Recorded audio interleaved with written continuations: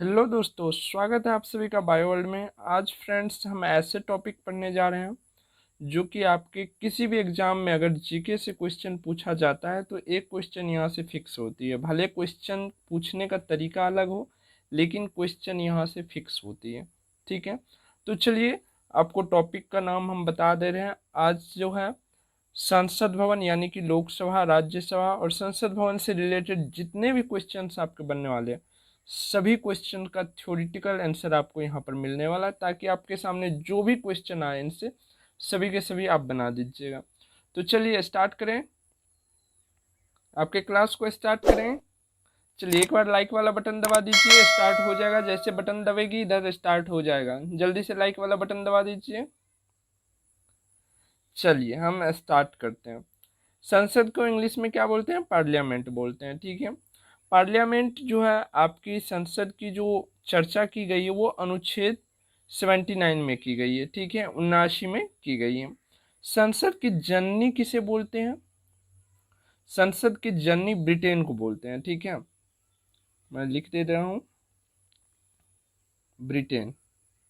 संसद की जननी ब्रिटेन को कहते हैं। और ये संसद यानी कि पार्लियामेंट शब्द आया कहाँ से है तो ये भी आपको जानकारी में होना चाहिए। ये पार्लियामेंट टर्म बोलिए या शब्द बोलिए कहाँ से आया हुआ है? फ्रांस से, फ्रांस से आया हुआ है। ठीक है, ये शब्द कहाँ से आया है दोस्तों? आप लोगों के सामने पता चल गया, फ्रांस से आया हुआ है। चलिए इसका निर्माण कब हुआ था? हमारे संसद भवन का निर्माण कब हुआ था बता सकते हैं? 1921 से चालू हुआ और बना कब जा करके? 1927 में। ठीक है, 1921 से 1927 में। उस टाइम आपको पता है कि हमारा देश जो है वो किसके गुलाम थे? अंग्रेज के गुलाम थे, यानी कि ब्रिटेन के गुलाम थे। तो उस समय वायसराय कौन थे बता सकते हैं? इरविन। ठीक है, कौन थे वायसराय? इरविन थे वायसराय यहाँ के। चलिए ये थी बेसिक चीज़ें जो कि आप लोगों के नॉलेज में हो भी सकती है या नहीं भी हो सकती या पहली बार भी सुने होंगे। ठीक है, अगर आप लोग ये पहले से जानते थे तो आप लोग कमेंट में बताइए, अगर पहली बार जान रहे तो भी कमेंट में बताइए। अब हम लोग चलते हैं बेसिक, जहाँ से आप लोगों की क्वेश्चंस उठती है। तो दोस्तों संसद भवन का जो है हमारे देश में बहुत ही ज़्यादा वैल्यू है, क्योंकि भारत की संप्रभुता कहाँ पर निहित है? तो भारत के संसद में निहित है। अब ये संप्रभुता शब्द आप लोगों को समझ में आ रही है? संप्रभुता क्या है? देखिए, संप्रभुता वैसे व्यक्ति को या वैसे देश को बोलेंगे जो अपने आंतरिक या बाहरी फैसला लेने के लिए स्वतंत्र हो। अगर किसी व्यक्ति के परिप्रेक्ष्य में बोला जाए तो वो व्यक्ति अपने घर की तरफ से या बाहरी तरफ से भी किसी भी तरह के कार्य को फैसला लेने के लिए स्वतंत्र हो तो उसे हम संप्रभुत्व संपन्न बोलेंगे। ठीक है, अगर देश के बारे में बोल लेना चाहें हम तो आंतरिक व बाहरी फैसला लेने के लिए स्वतंत्र। ठीक है, हमारे देश भारत जो है वो किसी भी प्रकार के बाहरी दबाव में काम नहीं करता है। जो हमारे संसद भवन में जो बिल पास हो जाता है, जैसे कि 370 हटा, कितना पाकिस्तान चिल्ला के रह गया, कुछ हुआ नहीं हुआ, क्योंकि हमारे संसद भवन में वो पारित हो गया कि 370 आज के बाद कार्य नहीं करेगा। तो नहीं कर रहा, क्योंकि हम संप्रभुत्व संपन्न है। हमारे संसद भवन में जो पास हो जाती, जो बिलें या जो कार्य पास हो जाती है उस पर किसी भी प्रकार के बाहरी या यांत्रिक विरोध कार्य नहीं कर सकता। कुछ नेता जो है बोल रहे थे कि नहीं 370 वापस आ जाना चाहिए, आ जाना चाहिए, नहीं हटना चाहिए, क्या है उसकी बात रही? नहीं रही। तो आंतरिक विरोध भी या आंतरिक आवाज और बाहरी आवाज कोई भी उस पर असर नहीं कर सकता, उसे हम बोलते हैं संप्रभुत्व।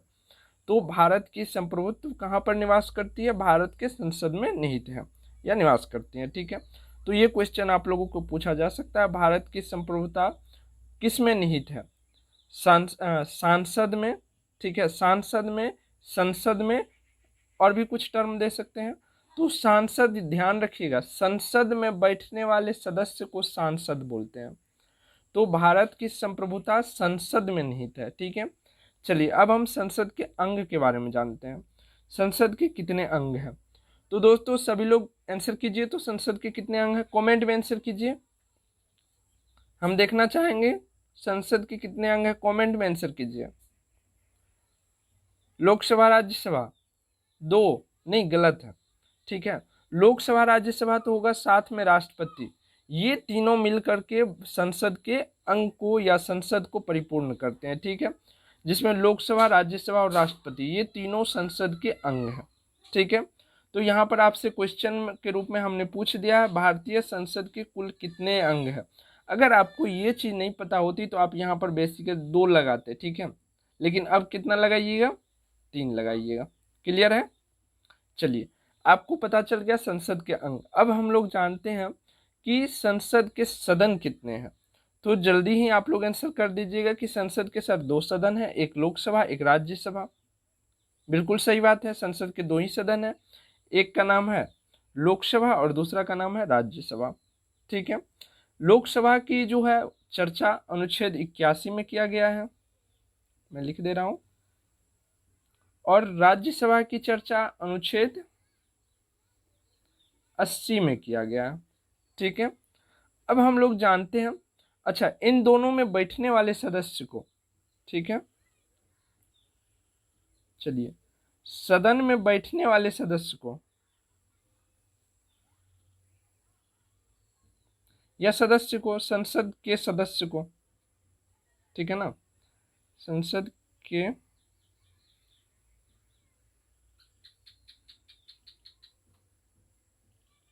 हम क्या बोलते हैं, सांसद बोलते हैं। तो संसद और सांसद दोनों टर्म को ध्यान रखिएगा। ठीक है, आप लोगों को क्वेश्चन पूछा जा सकता है घुमा के, तो इसमें आपको फंसना नहीं है। अच्छा, किसी को ऊपर से तो नहीं जा रहा, बेसिक बातें हैं, सबको समझ आ रही है? अगर किसी को दिक्कत हो रही है तो कमेंट करके बताइए, नहीं होना चाहिए। चलिए हम आगे बढ़ते हैं। अब आते हैं लोकसभा और राज्यसभा। तो भारत में हम लोग बोलते हैं लोकसभा राज्यसभा। अगर यही चीज़ आपको बोल दिया जाए कि ब्रिटेन की लोकसभा को क्या बोलते हैं, अमेरिका की लोकसभा को क्या बोलते हैं, ये क्वेश्चन जनरली पूछा जाता है भारत के एग्जाम में। लगभग एग्जाम में ये क्वेश्चन पूछा जाता है कि अमेरिका की लोकसभा को क्या बोलते हैं, अमेरिका की राज्यसभा को क्या बोलते हैं। ठीक है, अमेरिका और इंग्लैंड 2 ही जगह से ज़्यादा पूछा जाता है, अदर जगह से आपको नहीं पूछा जाएगा। जब भी पूछा जाएगा लोकसभा या राज्यसभा का नाम तो इन्हीं दोनों देशों के पूछे जाएंगे। ठीक है, तो हम लोग जानते हैं कि ब्रिटेन, ठीक है, ब्रिटेन की लोकसभा को क्या बोलते हैं, हाउस ऑफ कॉमन। ठीक है, ब्रिटेन की लोकसभा को क्या बोलते हैं, हाउस ऑफ कॉमन। कॉमन मतलब साधारण। ठीक है, जो अच्छा लोकसभा में कौन बैठते हैं, लोक मतलब समझ में आया, आम आदमी। ठीक है, सभा मतलब आम आदमी का सभा को लोकसभा हम बोलते हैं। ठीक है, और राज्यसभा थोड़ा सा उच्च हो गया, उसमें थोड़े से बुद्धिमान लोग सब बैठते हैं। तो हाउस ऑफ कॉमन मतलब आम आदमी। जिस तरह से लोकसभा एमपी हम लोगों के द्वारा जो है चुन करके जाते हैं, एमपी का चुनाव हम लोग डायरेक्ट करते हैं, करते कि नहीं करते हैं, एमपी को डायरेक्ट हम लोग वोट करते हैं, तो वो चुन करके जाते हैं लोकसभा में। लेकिन राज्यसभा को हम लोग वोटिंग करते हैं, नहीं करते हैं। तो ब्रिटेन वाले लोग जो है लोकसभा को क्या बोलते हैं, हाउस ऑफ कॉमन, और राज्यसभा को क्या बोलते हैं, हाउस ऑफ लॉर्ड। मतलब लॉर्ड मतलब बड़े लोगों का घर। ठीक है, हाउस ऑफ लॉर्ड, यहाँ पर ब्रिटेन लिख लीजिए। ब्रिटेन वाले राज्यसभा को क्या बोलते हैं, हाउस ऑफ लॉर्ड्स।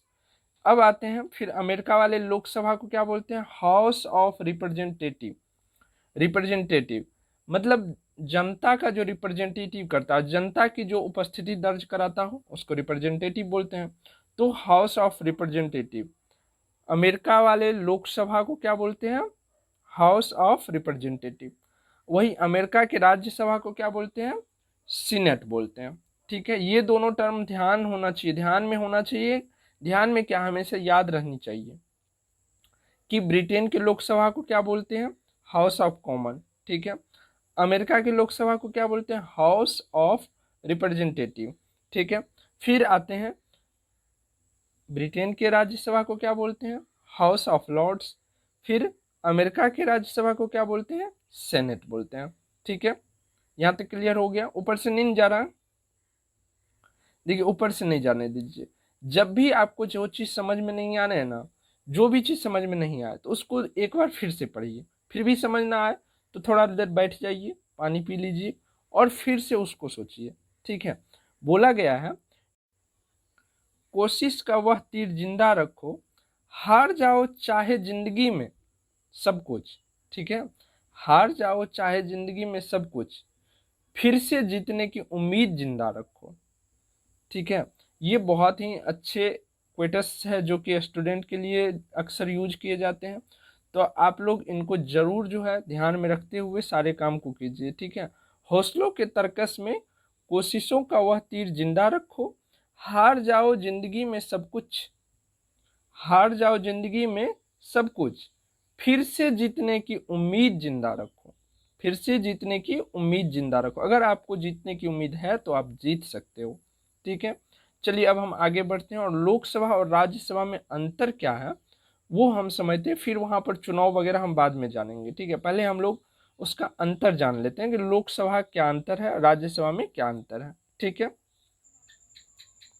चलिए लोकसभा और राज्यसभा में अंतर समझते हैं। ठीक है, इसको ध्यान से समझिएगा, बहुत ही इंपॉर्टेंट है। बहुत ज़्यादा तथ्यों को मैंने लिया है और उसके बाद आपके सामने एक आंकड़ा रखा जो कि आपको कभी भी कन्फ्यूजन नहीं होगा इसमें। ठीक है, अगर आपको ये दिमाग में बैठ गया तो कभी भी कन्फ्यूजन नहीं है, कभी भी नहीं होगा, इसका गारंटी मैं लेता हूँ। ठीक है, लोकसभा में जो सदस्य बैठते हैं उसका जनता प्रत्यक्ष चुनाव करते हैं, यानी कि डायरेक्ट उनको वोट देते हैं। ठीक है, जनता प्रत्यक्ष चुनाव करती है। ठीक, लेकिन राज्यसभा में जो मेंबर बैठते हैं उसको हम लोग चुनाव नहीं करते हैं, उनको विधानसभा में जो चुने हुए मेंबर जाते हैं वो उनको वोट करके भेजते हैं राज्यसभा। ठीक है, राज्यसभा के मेंबर जो होते हैं उनको भी सांसद ही बोला जाता है, लेकिन उसका चुनाव हम लोग नहीं करते क्योंकि उनको वोट हम लोग नहीं देते हैं, तो उसको क्या बोलेंगे, अप्रत्यक्ष चुनाव। ठीक है, अप्रत्यक्ष चुनाव के द्वारा वो मेंबर बनते हैं। क्लियर है। चलिए, लोकसभा का कार्यकाल जो होते हैं वो 5 वर्षों का होता है, प्रत्येक 5 वर्ष में उनका चुनाव होता है, अगर सरकार सही ढंग से चला तो, नहीं तो 5 वर्ष से पहले भी खत्म हो सकती है। लेकिन अगर राज्यसभा का कहें तो राज्यसभा में जो है, राज्यसभा की अपनी कोई कार्यकाल समय सीमा निश्चित नहीं है। ठीक है, राज्यसभा की अपनी कोई कार्यकाल नहीं है, अनिश्चित काल तक है, लेकिन उनमें जो बैठे हुए सदस्य होते हैं, राज्यसभा में जो बैठे हुए सदस्य होते हैं जो सांसद कहलाते हैं, ठीक है, उनकी कार्यकाल 6 वर्ष की होती है। राज्यसभा के सदस्य की कार्यकाल 6 वर्ष की होती है, ना कि राज्यसभा का कार्यकाल। ठीक है, इस बात को दिमाग में सेट कर लीजिए, राज्यसभा का कोई कार्यकाल नहीं होता, यह अनिश्चितकालीन चलने वाला है, लेकिन उनमें जो बैठे हुए सदस्य होते हैं उनका कार्यकाल केवल 6 वर्षों का होता है। ठीक है, और प्रत्येक 2 वर्ष पे इनमें से जो होते हैं मेंबर्स निकलते रहते हैं और नया मेंबर्स चुन करके आते रहते हैं। वो जब हम राज्यसभा के मेंबर्स के बारे में, योग्यता और चुनाव के बारे में जब बताएंगे तो वहाँ पर आपको बहुत ही अच्छा समझा देंगे। अभी हम लोग बेसिक जो अंतर है वो समझ रहे हैं। चलिए, लोकसभा का विघटन हो सकता है, तो है यहाँ पर ठो नहीं, ठो। विघटन, विघटन हम किसे बोलते हैं कि 5 वर्ष के लिए चुना गया है, गठबंधन से बना हुआ सरकार है, 5 साल से पहले ही गठबंधन टूट गया।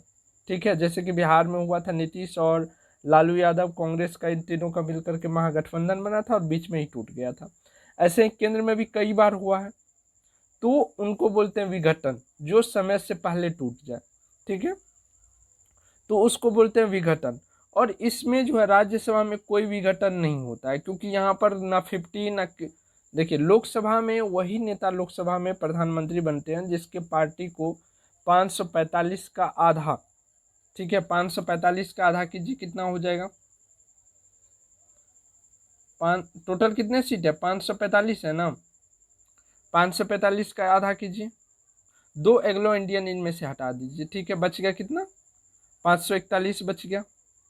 541 में 540 का ही आप 2 कीजिए, 2 भाग कीजिए। ठीक है, 270, ठीक है, 270, 270 72 अप्रोक्सीमेट रखा गया है, 272। ठीक है, 272 से अधिक जिनको आ जाएगा उनके दल के नेता जो है प्रधानमंत्री बनेंगे। तो प्रधानमंत्री कभी भी बदल सकते, जैसे ही वो अपना बहुमत 272 से नीचे आ जाएगा तो उनका बहुमत टूट जाएगा और वो उस दल में, यानी कि लोकसभा में वो नेता नहीं रह पाएंगे। तो विघटन हो सकता है, लेकिन राज्यसभा में कभी सुने हैं प्रधानमंत्री गृह मंत्री राज्यसभा का होता है, नहीं होता है। लोकसभा में ही प्रधानमंत्री गृह मंत्री सारे मंत्री होते हैं। क्लियर है।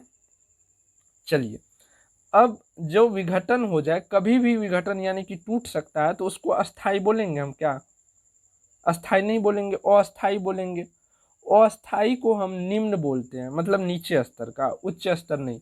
उच्च स्तर उसे बोलेंगे ना जो टिकाऊ हो, लेकिन लोकसभा टिकाऊ है, कभी भी विघटन हो सकती है, यानी कि टूट सकती है, तो वो अस्थाई हो गया। और जो कभी भी टूट जाए उसे निम्न बोलते हैं हम।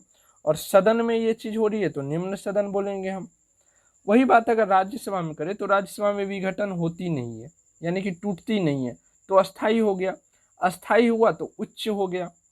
जो जो अस्थाई होते हैं उसे हम उच्च क्वालिटी का मानते हैं, ठीक है। तो सदन की बात हो रही है तो उसे हम उच्च सदन बोलेंगे, किसे, राज्यसभा को। क्यों? क्योंकि यहाँ के जो मेंबर्स होते हैं वो अस्थाई रूप से होते हैं, ठीक है, अस्थाई नहीं होती है। चलिए, उसके बाद जो है लोकसभा को हम प्रथम सदन बोलते हैं। अब आप लोगों को मैं बताऊंगा कि ये प्रथम द्वितीय क्यों बोलते हैं, वो भी बताऊंगा। प्रथम इसलिए बोलते हैं क्योंकि यहाँ पर जो है 25 वर्ष के, अगले वाले में ये क्लियर होगा, ठीक है। लोकसभा को प्रथम सदन बोलते हैं और राज्यसभा को द्वितीय सदन बोलते हैं। किस आधार पर बोलते हैं, चलिए अब मैं बताता हूँ। तो लोकसभा के सदस्य बनने के लिए आयु कितनी होनी चाहिए, 25 वर्ष होनी चाहिए, 25 वर्ष होनी चाहिए, ठीक है। लेकिन राज्यसभा के सदस्य बनने के लिए आपकी उम्र कितनी होनी चाहिए, 30 वर्ष होनी चाहिए, तभी आप राज्यसभा में उम्मीदवारी के लिए आप लड़ सकते हैं प्रत्याशी के रूप में, ठीक है। तो 25 पहले आता है या 30 पहले आता है, 25 पहले आता है, तो इसीलिए हम लोकसभा में 25 वर्ष होनी चाहिए, तो इसीलिए हम लोकसभा को प्रथम सदन बोलते हैं और राज्यसभा को द्वितीय सदन बोलते हैं, ठीक है। देखिए 25 वर्ष में युवा रहते हैं सभी, तो 25 वर्ष वाले लोकसभा होते हैं, तो लोकसभा को हम युवाओं का सदन बोल सकते हैं, ठीक है। कभी कभी पूछे जाते हैं, लेकिन ये डीपली क्वेश्चन हो गया जो कि आपको बिहार दरोगा वगैरह में पूछा जा सकता है। उसके बाद जो है आयु के दृष्टिकोण से हम राज्यसभा को बूढ़ों का सदन बोलते हैं। वैसे 30 वर्ष वाला बूढ़ा होता नहीं है, बस एक मतलब के लिए ये क्वेश्चन बनाया जाता है। अब मान के चलिए लोकसभा में कितने मेंबर्स रहते हैं, 545 रहते हैं। 545 मेंबर के बीच आपस में नोक झोंक ना हो जाए तो उनको संभालने के लिए वहां पर एक अधिकारी रहते हैं, ठीक है। एक नहीं, अधिकारी रहते हैं, जो 2 अधिकारी रहते हैं, एक अध्यक्ष और दूसरा उपाध्यक्ष। लोकसभा में 2 अधिकारी रहते हैं लोकसभा के सदस्यों को संभालने के लिए, ठीक है, एक अध्यक्ष और दूसरा उपाध्यक्ष। उसी प्रकार से राज्यसभा में 245 मेंबर होते हैं। उन 245 मेंबर को संभालने के लिए राज्यसभा में भी अधिकारी होते हैं, कुछ अधिकारी होते हैं, 2 अधिकारी होते हैं जनरली, एक सभापति और दूसरा उपसभापति। क्लियर है? सभापति, उपसभापति, अध्यक्ष, उपाध्यक्ष का चुनाव वगैरह क्या होता है, ये सब हम बाद में जानेंगे। अभी हम बेसिकली जो अंतर है दोनों में, लोकसभा और राज्यसभा में, वो हम जानने की कोशिश कर रहे हैं और आपको समझाने की कोशिश कर रहे हैं। क्या आप लोग समझ पा रहे हैं?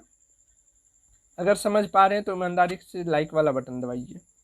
चलिए, अब हम लोकसभा के जो सदस्यों की संख्या होती है, अधिक से अधिक कितनी हो सकती है, तो 552 हो सकती है। अधिक से अधिक क्यों होगी? अगर जनसंख्या बढ़ेगा तो जनसंख्या बढ़ने से जो होती है आपकी जो जिला होती है उसमें वृद्धि किया जाता है, ठीक है, ताकि जितनी भी जनता है उस पर सुचारू रूप से सारे प्रशासनिक, उसके बाद जो उपभोग है सब कुछ सही से वितरण किया जाए। इस लेकर के आपके जिला क्षेत्र जो होते हैं उसमें विस्तृत किया जा सकता है। विस्तृत किए जाने पर जो है वहाँ पर नेता बढ़ाया जाना पड़ेगा, डॉक्टर्स बढ़ाया जाना पड़ेगा, सारा व्यवस्था बढ़ाना पड़ेगा। तो सारा व्यवस्था को कौन देखते हैं? लीडर देखते हैं, हमारे नेता होते हैं, जो सांसद होते हैं, विधायक होते हैं, वो देखते हैं। तो मैक्सिमम लोकसभा में मैक्सिमम सीट कितना हो सकती है? 552 हो सकती है। वर्तमान में कितना है? 545 है। ध्यान रखिएगा, वर्तमान में कितना है? 545 है। और इन 545 में एग्लो इंडियन की कितनी संख्या है? 2 है, ठीक है। और इस एग्लो इंडियन की जो नियुक्ति होती है वो अनुच्छेद 331 के तहत होती है, ठीक है। एग्लो इंडियन क्या है वो हम बता चुके हैं कि अंग्रेज जो आए हुए थे वो भारतीय नारी जो थी वो बहुत ही सुंदर होती है, तो उनको वो जबरदस्ती अपने पत्नी के रूप में जबरन उससे शारीरिक संबंध बनाते थे और उससे जो संतान उत्पन्न होते थे उसे वैसे ही छोड़ देते थे, ना तो उसको अपना नाम देते थे। तो वो दिखने में तो अंग्रेज के जैसा होता था, लेकिन होता था हिंदुस्तानी। तो हिंदुस्तानी भी भेदभाव करते थे उससे कि ये तो अंग्रेज का है, हम लोग का तो है नहीं। तो जब देश आज़ाद हुआ तो सबने देखा कि इस वर्ग को बाद में क्या होगी, तकलीफ होगी, इसीलिए उनको डायरेक्ट यहाँ पर संविधान में रूल कर दिया गया कि उनको डायरेक्ट जो है मुख्य धारा में लाने के लिए पॉलिटिकल क्षेत्र में लाया जाए। तो 2 एंग्लो इंडियन को डायरेक्ट मनोनीत किए जाते हैं। ठीक है, अब आते हैं यहाँ पर, कहाँ पर, राज्यसभा में। राज्यसभा में अधिकतम सीट 250 हो सकती है, वर्तमान में कितना है, 245 है। 245 में जो है राष्ट्रपति के द्वारा मनोनीत किए जाते हैं कितने, 12 सदस्य। किसके द्वारा, राष्ट्रपति के द्वारा, राष्ट्रपति के द्वारा मनोनीत किए जाते हैं। जैसे आप लोग सुन रहे होंगे कि सचिन तेंदुलकर राज्यसभा के सांसद हैं, तो वो किसी पार्टी से नहीं आते थे, वो राष्ट्रपति के द्वारा मनोनीत किए जाते, क्योंकि विज्ञान, कला और अन्य क्षेत्रों से जो एक विशेष क्षेत्र को रिप्रेजेंट करता हो या विशेष क्षेत्र में अपनी उपस्थिति दर्ज कराने से एक महान जगत का निर्माण जैसे हो रहा हो, जैसे कि सचिन तेंदुलकर ले लीजिए, क्रिकेट से हो गया, उसी प्रकार से साइंटिस्ट में ले लीजिए, बहुत सारे ऐसे हैं। तो उन सभी से 12 ऐसे सदस्य को चुने जाते हैं जो अपने अपने क्षेत्र को विकास कर सके, या अपने क्षेत्र को, जिस क्षेत्र से उनको चुना गया उस क्षेत्र में जो सुधार हो सके उस पर वो पर्सनली ध्यान दे सके। इसलिए करके 12 ऐसे सांसद होते हैं जिनको राष्ट्रपति डायरेक्ट मनोनीत करते हैं। और किस अनुच्छेद के तहत,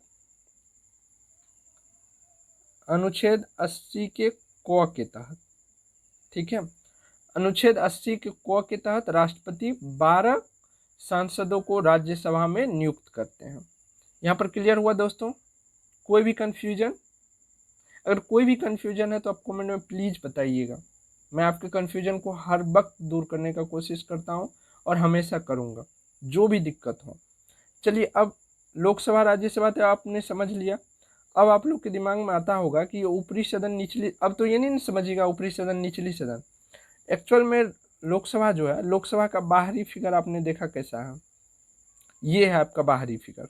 ठीक है, अंदर वाली संरचना कैसी है वो शायद आप जानते होंगे या नहीं जानते होंगे, चलिए मैं बताता हूँ।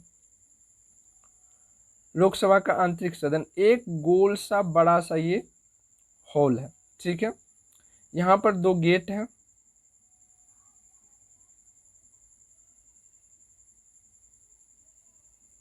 ठीक है, यहाँ पर जो है एक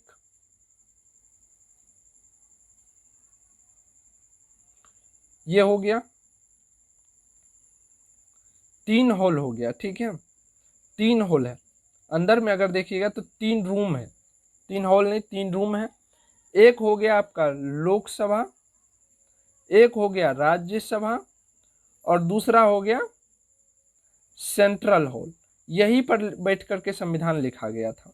ठीक है, यहीं पर बैठ करके संविधान लिखा गया था, सेंट्रल हॉल में। इसको लिख लीजिएगा, CH को, सेंट्रल हॉल। ठीक है, आप लोग सुनते होंगे अक्सर कि संयुक्त अधिवेशन राष्ट्रपति बुलाते हैं।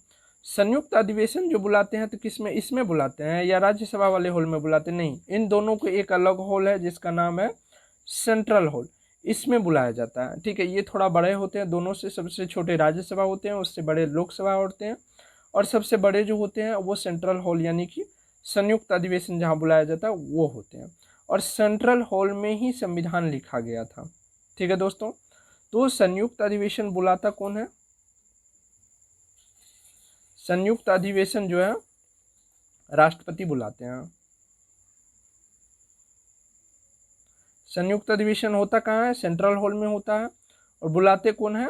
राष्ट्रपति। राष्ट्रपति बुलाते हैं। क्लियर हो गया? ये आपका हो गया संविधान, संविधान नहीं, अपना जो संसद भवन है, संसद भवन। ठीक है,